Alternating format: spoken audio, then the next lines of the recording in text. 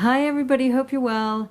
This is Naomi. I'm a tutor and a careers coach, and I specialize in helping people find their voices in education and careers. This is a video about workplace conflict and difference. If you are currently working in an organization and you find yourself rubbing up against, say, your line manager or a team member, or you're having issues with communications in the teams, or whatever it is, there's a couple of things that you can bear in mind to mitigate these problems. The first one is derived from Abraham Maslow's hierarchy of needs, and it's called the human needs theory of conflict. If somebody on the team's needs are not being met, this can sometimes create an opportunity for conflict to arise.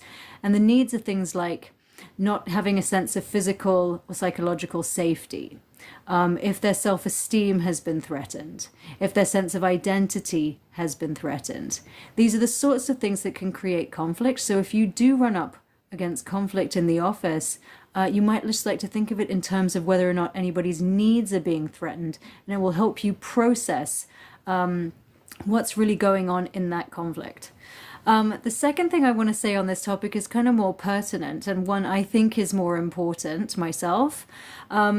But a lot of the time we blame workplaces or offices or teams or communications problems or whatever for the conflicts that we experience in work. What we tend to do less well is consider that maybe the conflict originates within ourselves. Have you considered that industry carefully enough? Is it the right one for you? Is that job and the working style right for you?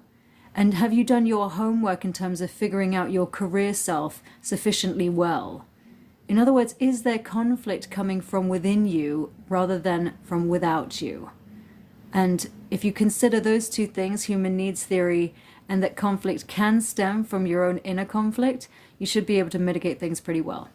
Good luck.